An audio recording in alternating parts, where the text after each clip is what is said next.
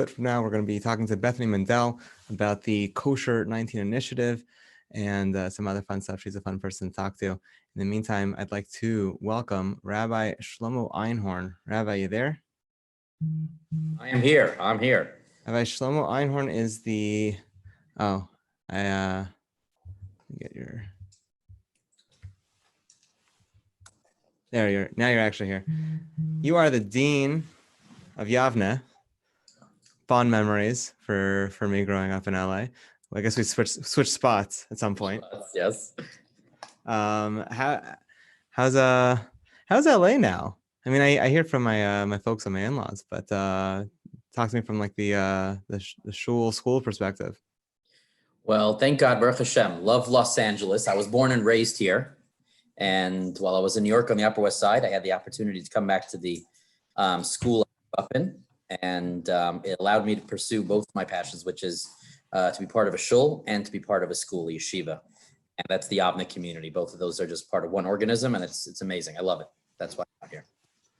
I'm a little jealous. Definitely every day my wife points out the rain, and we haven't had snow actually. So, but the raining in the summer is like a weird thing. It took a while to get used to. Well, we're all equal. We're all indoors now. Makes no difference. The view's the same, right? The view's this exactly. So, a lot of people, I mean, at least in my circles, found out about you when you did this crazy 24-hour shiur straight. It was 19 hours. 19 hours. 19. I'm sorry. We did 118, and then we did 2 years later 19. Where we're going slow pace. That's a little bit at a time. Okay, so yes. You did a very, very, very long shiur as a fundraiser, and you raised a good, a nice boatload of money for a good cause. So you have like a great record on creative moonshots, Hail Marys. Probably can't call them Hail Marys, moonshots. So, what other projects have you done that have just come out of nowhere and been really creative and out there? Okay, so I used to run a ton of them, and I'll tell you my shift, and I think this will be illustrative for our conversation. I first of all, the shul I was part of was one of the first to do a Candyland on Simchas Torah. Now I know you're picturing a couple tables with candy, but the idea was to really make the whole place come alive. You could lick the walls, the floor is rivers of chocolate. To turn this into a full immersive experience. We've done stuff like the Amazing Race Shul Edition, where everybody was riding out to different parts of the city, different parts of the state, and ended up back in the shul. We did this thing called Soul Games for Shidduchim. Amazing thing. I don't know why I haven't done it again. Soul Games is where you break everybody up into groups randomly. You take 40 single people, you break them up. You each sit there with a phone and you text back the host of the program, the person you like being in the group. And what happens is for the next round of games, whether it's Jenga or whatever, suddenly you keep being paired up in the same groups with the person that you're both texting about. So you inadvertently, without realizing, oh my gosh, I keep ending up in the same group with this guy or with that girl all together. So we had this thing called Soul Games and did stuff like that. It's like J-Swipe, but in IRL. Right, real life. Real time, real life J-Swipe before there was J-Swipe, correct. So, we're always trying to innovate and do stuff like that. And then it just dawned on me, we did the 19-hour shiur and thought that was a new paradigm in fundraising.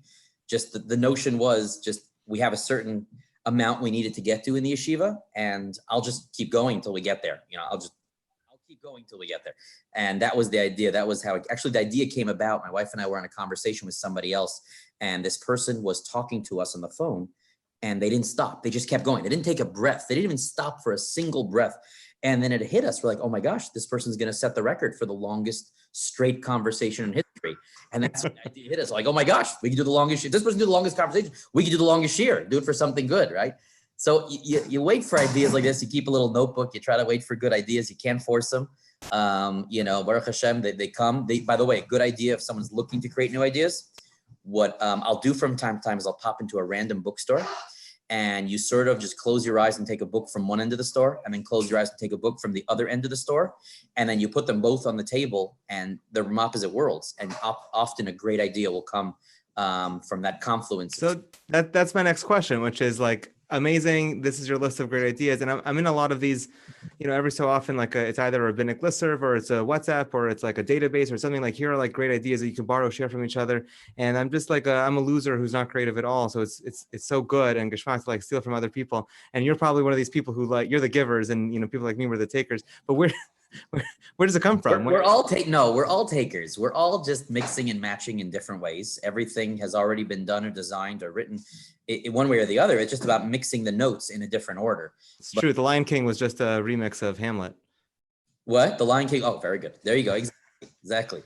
All the ideas have been had. Right. Exactly. So that's essentially the idea. But the key concept is to figure out what's hitting right now. And then instead of just copying it, use the nakuda that's exciting about it. So for example, I'll give you an idea. I saw a poster for this movie called Gemini Man. I think it bombed in the end. It was with Will Smith, and I think it bombed in the end. But the notion was it was an older him fighting against the younger him. And I'm sitting there while driving thinking like, oh my gosh, what if I'm going to get killed for this, but this is really how the idea hit. What if the older Rav Soloveitchik could have a conversation with the younger Rav Soloveitchik? What if the older Lubavitcher Rebbe could have a conversation with the younger Lubavitcher Rebbe? I really was afraid you were going to say that. Like, it was like, what? You were going to say that, right? No, he said it. I said it. So actually someone told my son, they're like, I see you have coming up in your shul, the Gemini shear. He was like, what do you mean? But he didn't realize it was from this Gemini movie or whatever it is. But that's exactly, you got to look for those opportunities. It's like God is putting them in front of your eyes as you're driving or wherever you are. And you just try to mix and match and then use it for good service. And then that's how they come. So, which is a great segue. The thing that always kind of like gets me about the seder coming up, I think it's on my mind every year, and now I think I'm joined by a lot of people who are running Starim for the first time in their lives. I imagine, I mean, like, there's no way to count, but I imagine half the Starim in the world are going to be led by first timers this year. Yes. So it always bugs me that Pesach is a little bit, in LA. Maury Rabbi Ari Kaplan. Yes, so he has this great line. UCLA, yeah. What do you say? He calls it extended Kiddush. What do you mean? No. The Haggadah is like extended. You say Kiddush, you don't actually know what the words mean. You're just like, You're just going. That's what Haggadah is for a lot of people. Like, get through it, or like, let's go in circles, or like, oh, but when it's really great, then there's a vort. If someone has a vort, now it's really great. And like, I'm not anti-vortlach. I'm not. You see, if you're doing a seder, like the old days when we were allowed out of our house and you're having 25, 30 people, you're right. You needed to think like that. It's going to be this long, continuous kiddush and no one's going to know what's going on. And then maybe you'll throw out a vort when you have it. So I need to therefore make a program like I'm on a cruise ship. And that's really how my wife and I design our sedarim in the past. You got to make a schedule. Like, we're going to break out a game at this time. We're going to go around the room and everyone talk about one thing they have gratitude for. The irony is actually this year, that's not what you need to do. Actually this year, small groups. You're a small group. And you have to remember also, most of these children haven't been in classrooms in a long time. Yes, they've been on Zoom, but we all know the Zoom classes right now are a little bit of a balagan. They're not exactly where education needs to be. So it's not like our kids are coming from these long classrooms right now. They actually are ready again for a conversation. They're ready again to sit down and actually talk. And I actually think this year, for the first time, you don't need to design a crazy, look, we're going to make ahead of time. We're going to make ourselves crazy ahead of time to make a Hollywood Squares Pesach Seder and everyone be in a different box somewhere in the house. When you say we, you mean you, not like the Jewish people, like specifically the Einhorn family. We, the parents, needing to find a way to entertain the children in the house or each other. Like, we'll do ping pong in the middle of the Seder with the frogs. Like, you don't need to do that this year. There's no one to be Makarev at your table except for yourselves. There's no one that needs a complete step-by-step guide of what and how to do except for yourselves.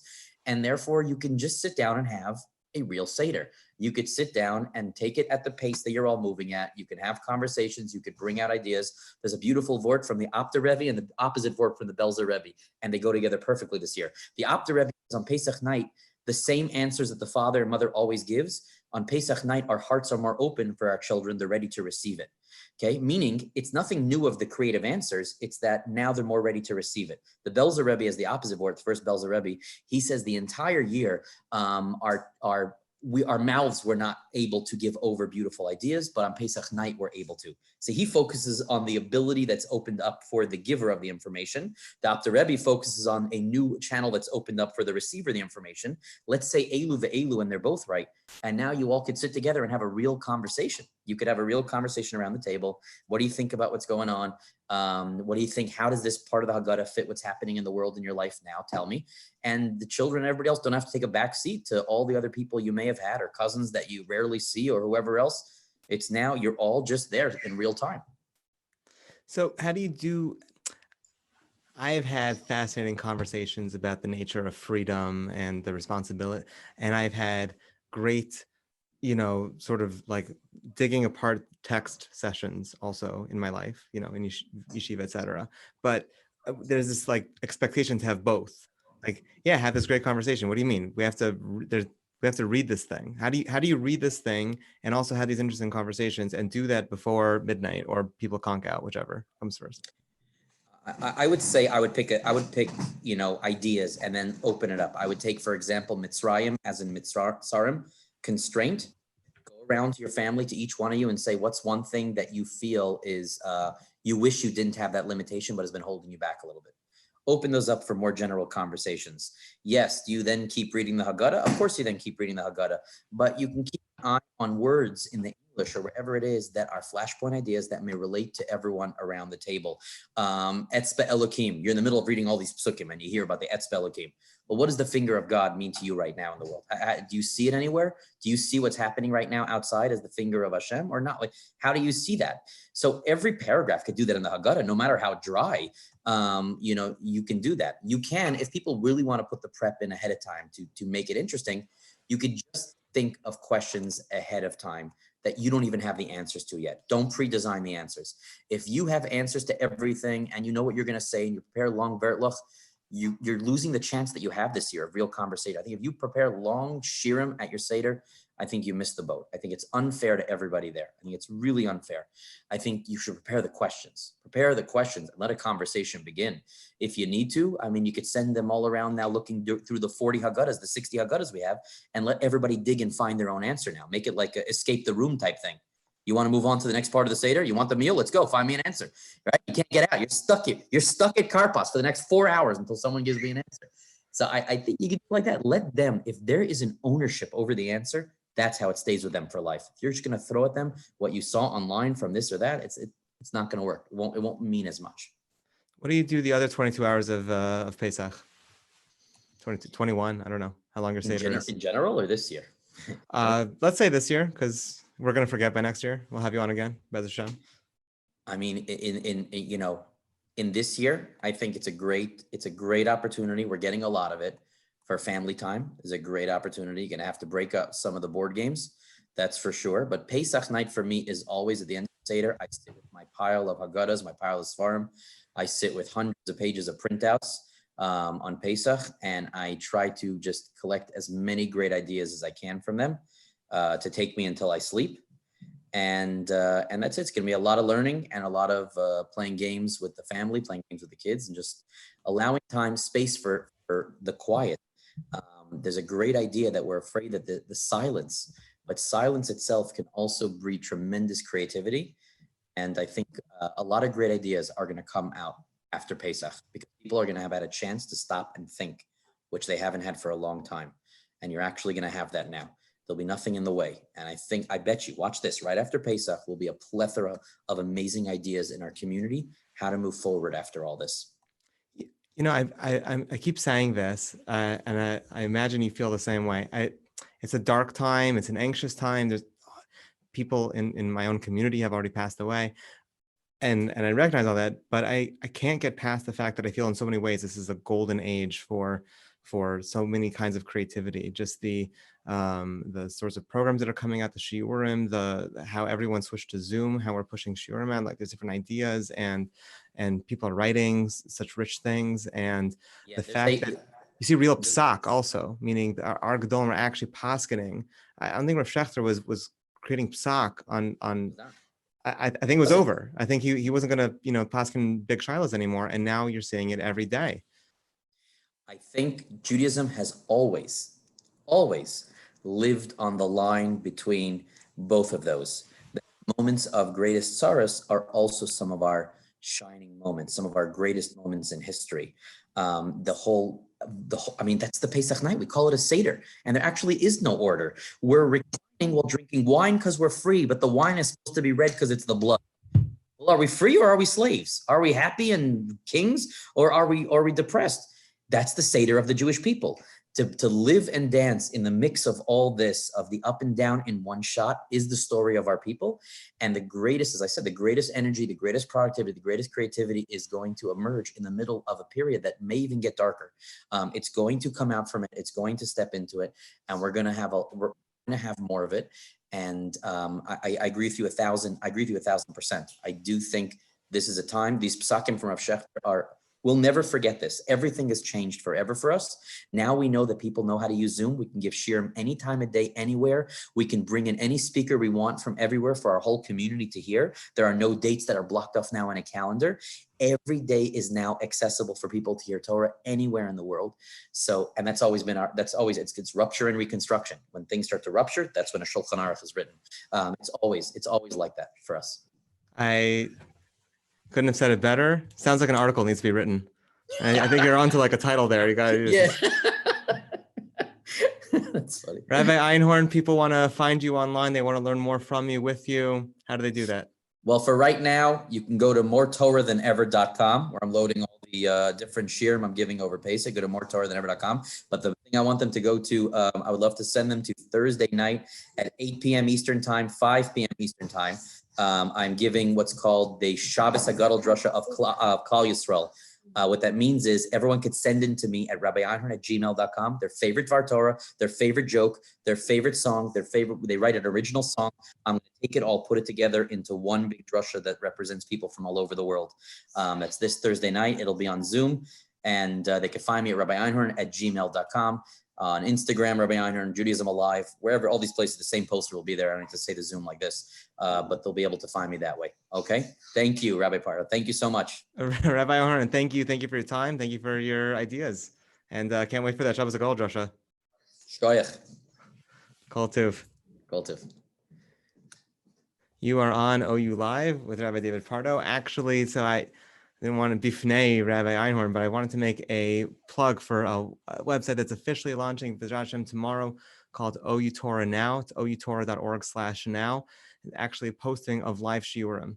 Imagine, 15 years ago, if you had someone recorded a shiur, it remained on their phone, or actually not on their phone, it remained on their MP3 recorder, and that was it. But now you can listen to recorded shiurim from all around the world. Now, actually, people are creating live content all around the world, all the time. And if you want, any hour of the day, you can jump into a live shiur, and we're collecting all of them. They're being posted with Hashem on outorah.org/now. I also wanted to plug next week, Sunday, Monday, Tuesday, we're hosting How to Make Your Seder More Than Beseder.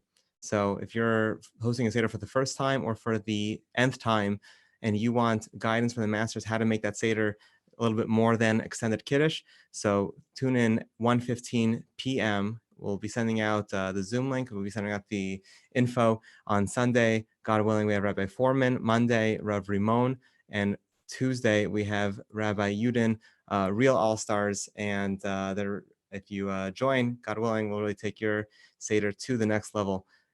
Now, I would like to introduce my next guest, Bethany Mandel. Bethany, you there?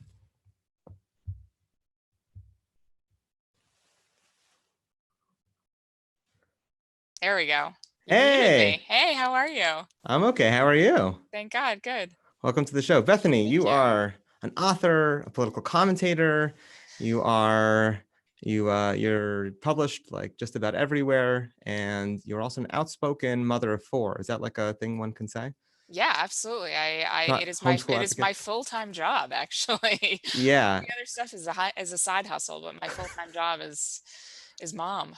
job and a half. Yeah, The four Irishest Jewish kids on the they planet. are. So it's accurately inaccurate. I have 3 very Irish children, Okay. and then 1 child who is Ashkenazi. I have 3 redheads, and then I have 1 crazy. But the one who looks Ashkenazi acts like a drunken Irishman, so they all sort of they even out. God, and I have to ask, do they sleep with pillows? Two of them do. Okay, so Bethany recently asked on Twitter. I guess she learned that most people sleep with pillows, and this was a shock to you. 97% of people I responded voted. yes. I voted, yeah.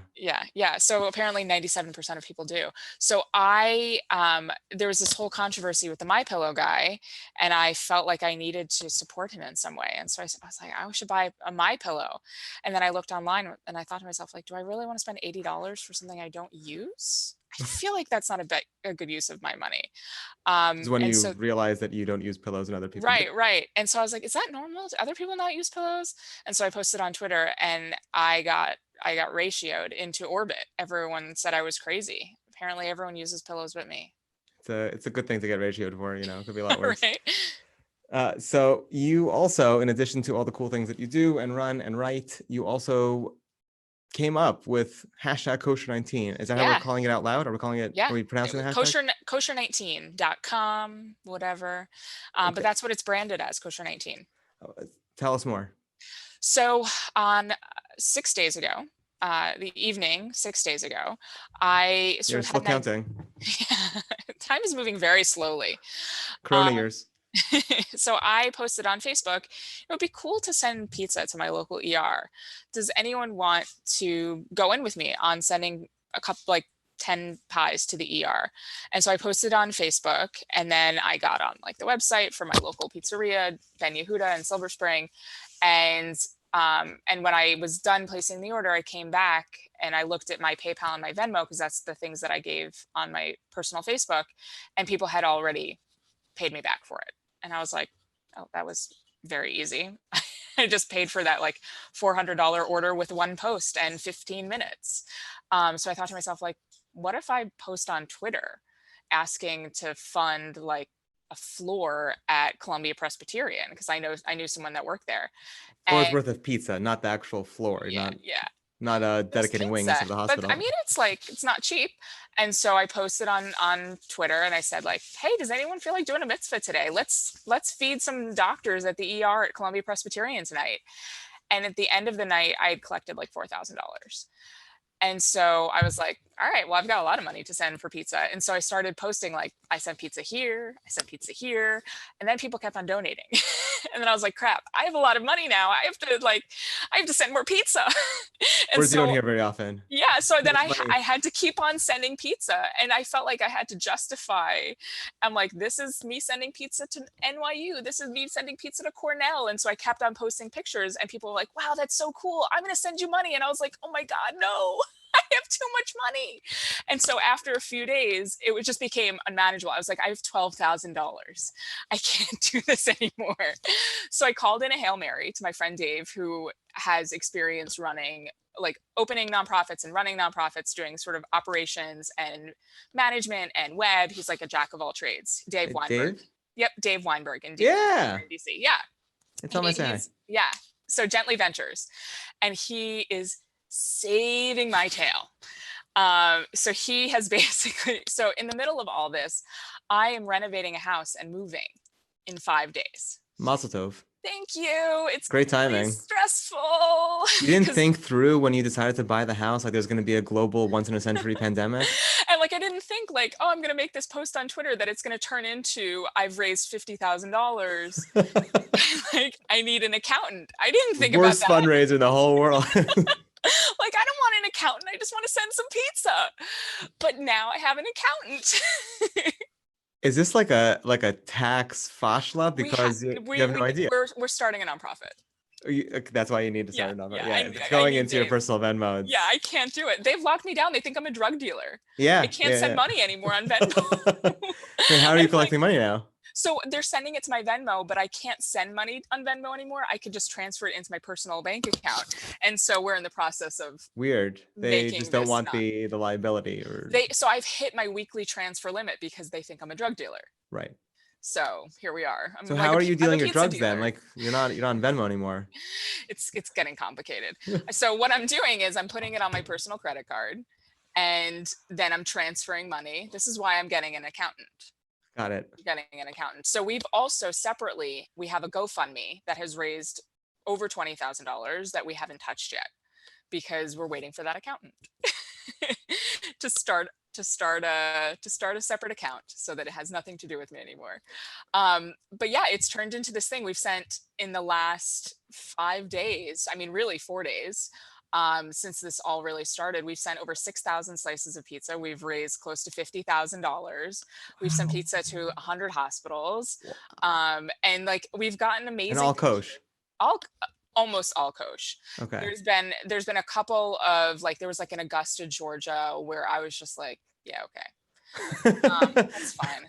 It's like Atlanta's 2.5 hours away. Like, I'm not going to say no to you. Last time a Jew was there, it was a civil war. So. Right. And so I was like, yeah, whatever. I'll send you some pepperoni. Are you single-handedly keeping Ben Yehuda in business? I'm trying. So that's part of why we're doing this. So there's 3 prongs to this project. One, That's obviously, crazy Hail Mary. One is obviously keeping all of these healthcare workers fed. Super important. They are not, and we've heard this from a lot of people. We've heard that they're getting deliveries that are not kosher, and it stinks because all of their coworkers are chowing down on pepperoni pizza, and they are like, I'm working 14-hour shifts. I can't go home and make myself dinner. I can't go grocery shopping. A million people have told us this is the only meal I've eaten today, and I would not have eaten were it not for this delivery. So keeping them fed and healthy is a really, really big priority, because they need to take care of themselves, because they take care of us. So that's number one. Number two, our kosher restaurants are struggling. A lot have closed down already or shut down temporarily, hoping that they can reopen. Ben Yehuda told me that his volume is down over 50%. Another restaurant in Highland Park, New Jersey, Sushiana. Everyone go get sushi in Highland Park. He's down 50%. Like, Sushiana is pretty amazing. Also, it's amazing. It's the best restaurant. A pizza place just opened down the street here in Fairlawn, and I've never felt like such a tzaddik. Zevi's? Yeah. We've been keeping him in business. I just sent him $1,000 more. So great pizza, great guy, and yeah, I've never felt like a tzaddik walking into a pizza shop. Like, I'm here for a slice. You know. You're welcome. No, don't thank me. I'm just a guy. So we're trying to keep him in business. You're welcome. Okay. So that is, I mean, and selfishly, like, we've been ordering Passover from Char Bar in DC, because I'm like, if I forget to send my husband with lunch one day, Char Bar has to be there. There needs to be a backup plan. Right. You can't go out of business. So we're trying. You have one restaurant. You got to really. I know, we really have to keep them open.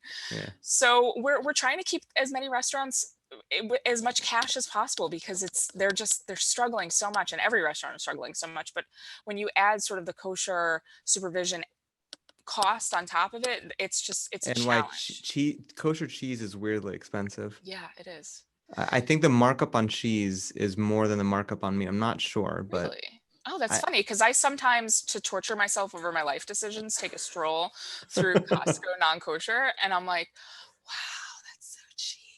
Yeah. And then I shift into but I've never looked at the cheese. I've always tortured myself over the non-kosher meat prices. That's something new to torture myself over. I'm here to make your Costco trip even worse. Thank you. So that's the second prong.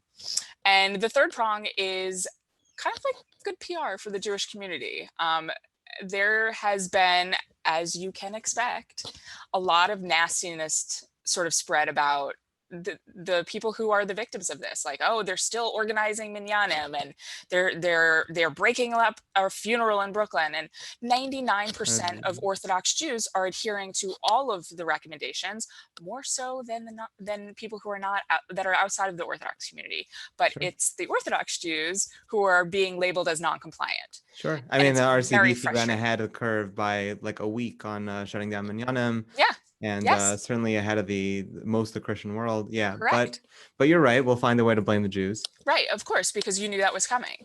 And so this is like a nice PR thing for the Jewish community to send pizza in the middle of these ground zero sites. Brookdale in Brooklyn, we sent pizza for the entire ER, 45 pies.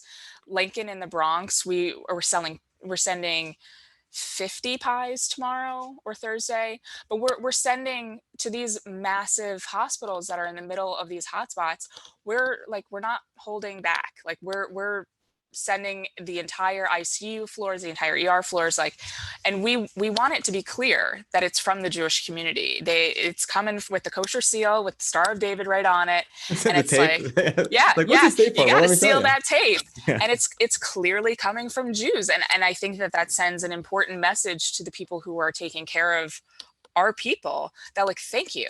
We value you. And I think that goes a long way to combating anti-Semitism. I think it goes a long way to showing our appreciation, and it's a Kiddush Hashem.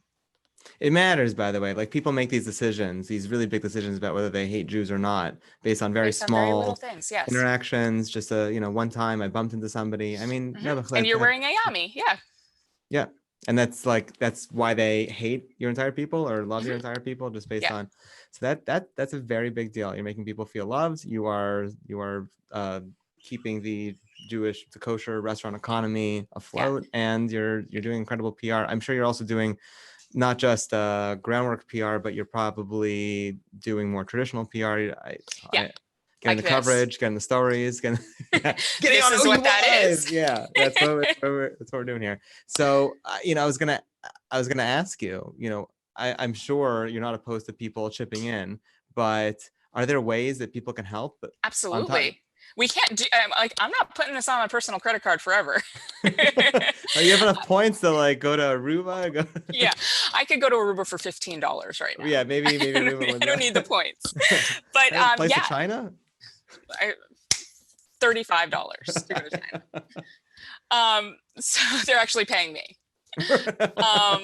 So if you go to kosher19.com, there's two ways. There's Venmo, which, if we're being honest, I don't prefer right now. And the other way is the GoFundMe. And we've raised, last I checked, $20,000. I had set the original goal at 18,000, which was, in retrospect, a giant mistake. And I should have set it much higher. So now it is at 100,000. Does it matter? I'm saying that goal. No, it's just like mentality wise, like I should have set my bar higher. I should be expecting more, because I raised $50,000 in 4 days. So I really should have asked for more than 18 on the GoFundMe. You've broken yourself as a fundraiser, because now you're like, 50,000. I know. But a lot of that is spent. We've sent 6,000 slices of pizza. Like, this is, and it's all volunteer. We had a separate donor who messaged me privately to pay for some of the sort of startup cost of getting the website built, all of those things. A separate donor has just sent me a message on Twitter and was like, can I Zelle you money for that? I'm like, yes, thank you. Thank you. Appreciate that. The accountant's probably not going to work for pizza slices. No. So now we are 100% volunteers, and we're also looking for volunteers. That's a major thing. So if people want to start making deliveries, making orders for us, and doing some of the legwork and calling kosher restaurants and calling in deliveries and sort of being a foot soldier in this, we need as much help as we can get. So if people want to email volunteers at kosher19.com, help us, please. And if people want to share the GoFundMe or share kosher19.com, send it to your bubby and tell her she should donate. They're making a Kiddush Hashem, Bubby. Yeah, it's a huge Kiddush Hashem. And like, it's all of our favorite things. It's feeding people, feeding doctors. Nice Jewish doctors.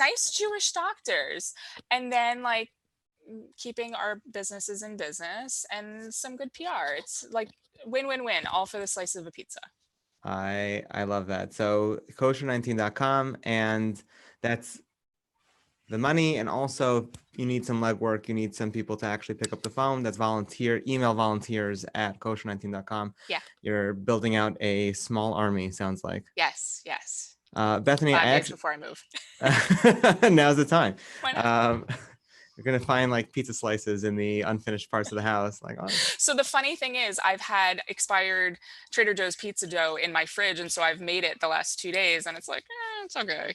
And you become a pizza snob also. Right. Like. And so it's funny because I am like, if my kids had any idea the amount of money I've spent on pizza in the last 5 days, and I'm giving them expired Trader Joe's pizza dough, right, they would be pretty annoyed. It probably hurts to say we can't afford that. You're like, I don't know, there's a fund. We're moving. Sorry.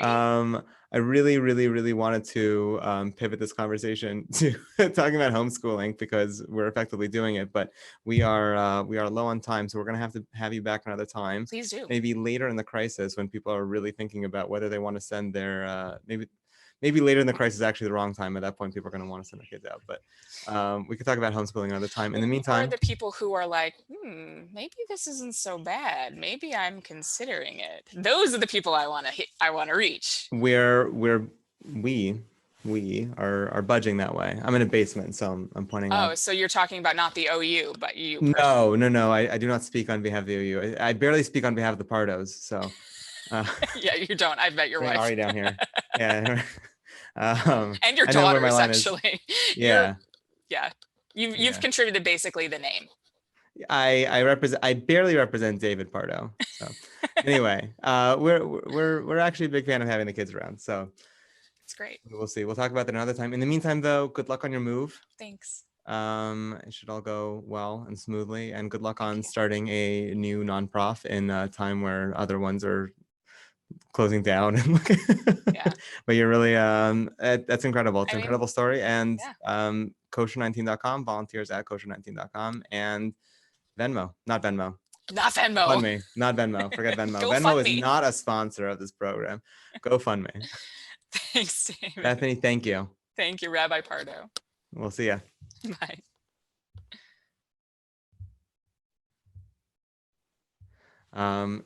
So that's amazing. That's a wrap. Rabbi Einhorn on ways to make your seder an incredible mikdash ma'at, and Bethany Mandel, you can actually have an idea in the middle of the night and turn it into an entire organization, a movement really to feed people who need to be fed and send them love and keep your local establishments open. So look at that. A lot of us feel like we're cooped up here inside our houses. Like Rabbi Einhorn said, the view is the same from everywhere, but that does not mean that we need to shut down. There's still plenty to do. So your homework is to start a new nonprofit.